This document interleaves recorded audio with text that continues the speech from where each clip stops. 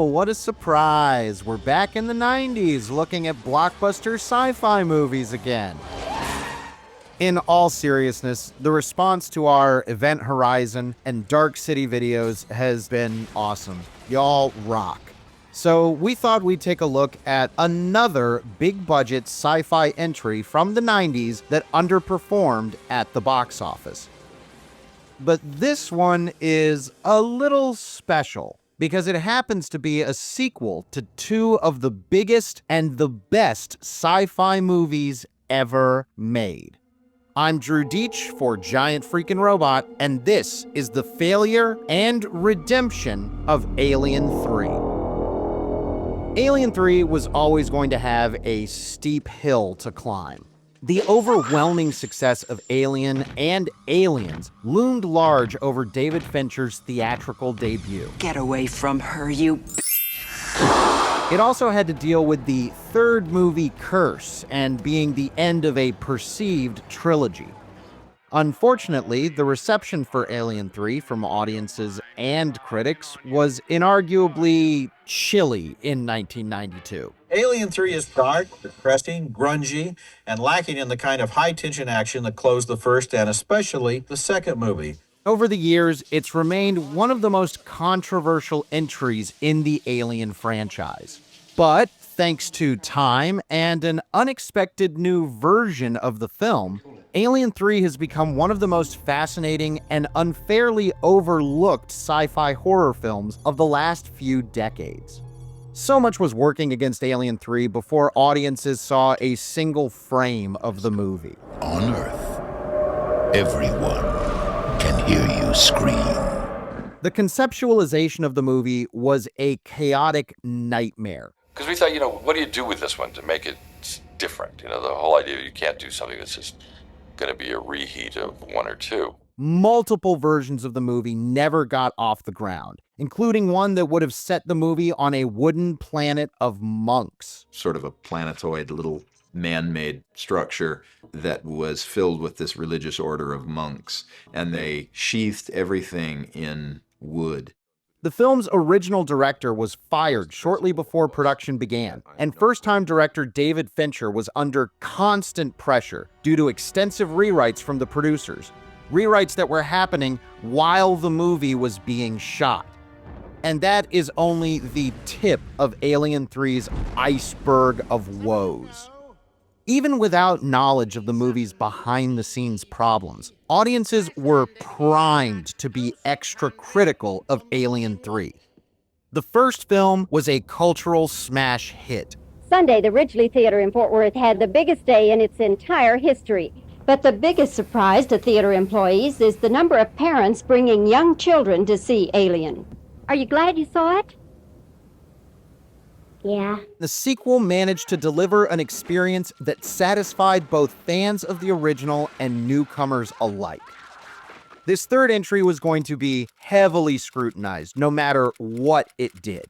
What made it doubly difficult is that Alien 3 decided to be a downer movie. Kicking off the movie by killing two of the surviving characters from the previous film pulled the rug out from audiences in a really cruel way.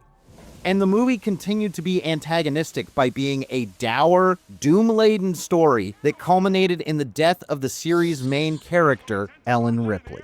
I'm telling you, I want to die! Add to that other factors like an ensemble cast mostly made of indistinguishable bald British white guys. What is to be done?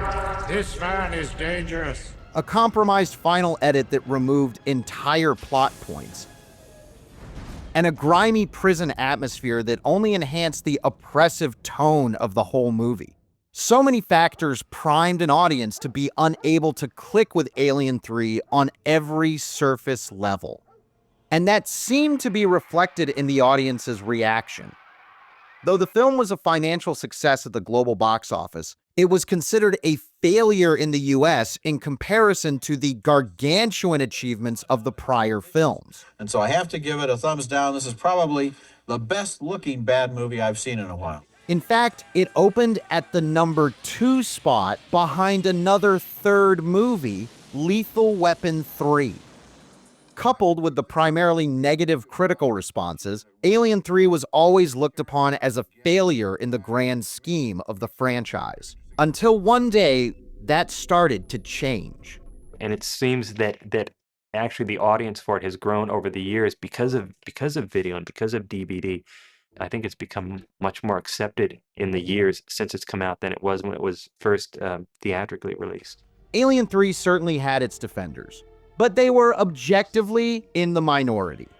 That began to change when Alien 3 received a brand new release in 2003 as part of the Alien Quadrilogy DVD box set. Each of the first 4 films came with their theatrical cuts and alternate cuts. Dubbed the Assembly Cut, this new version of Alien 3 reinstated almost 40 minutes of unused or alternative footage that was not present in the original theatrical release.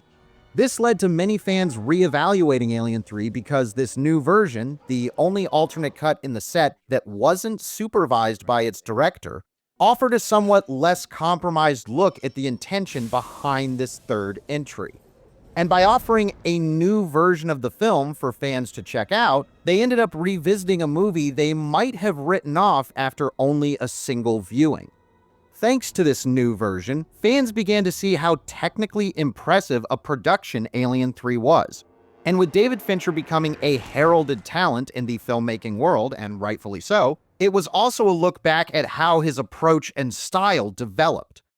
Even detractors of the movie are willing to admit that Alien 3 maintains the series' legacy for impressive filmmaking.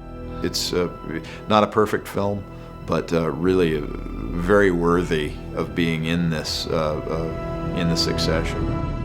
The Assembly Cut also helped flesh out the relationships between Ripley and some of the other characters.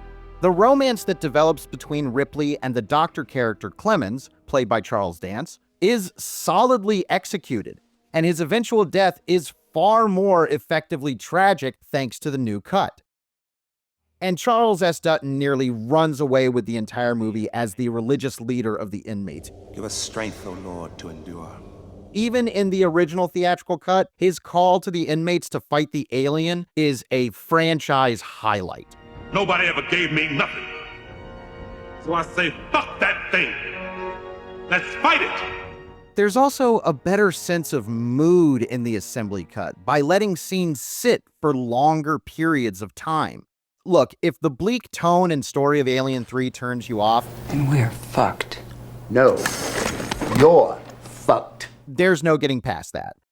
But if you can click in with what the movie is trying to achieve, the Assembly Cut offers a more cohesive and fully realized version of that vision. Alien 3 will always manage to be a divisive film in the franchise. There's no getting around it. However, the release of the Assembly Cut, which has itself undergone new edits and enhancements in subsequent home video releases, managed to showcase how misunderstood this movie was upon release. Speaking personally, I even find value in the original theatrical cut version of the movie. Yeah, it's an unavoidable bummer of a flick, but that's its goal, and it pulls that ethos off with strong performances and even stronger filmmaking. Alien 3 deserves the cult following it's managed to cultivate over the last decade. It's a vastly different experience than any other movie in the series, and that alone makes it a unique project worth celebrating, even if it isn't your personal cup of tea. Sugar? No thanks. Milk? Just a little, please. And as another entry in the 90s canon of blockbuster sci-fi failures, Alien 3 is definitely one you've got to see. Have you seen both cuts of Alien 3? What are your thoughts on the Assembly Cut? Do you want to hear more about that version of Alien 3 with the monks? Make sure to let the company know by leaving a comment and subscribing to the channel. We love doing these videos and we want to do even more. And check out the Genre Vision podcast Third Time's the Charm, where we've got an entire episode on Alien 3. Thanks for watching, and we'll see you here next time on Giant Freakin' Robot. You know who I am? You're a droid.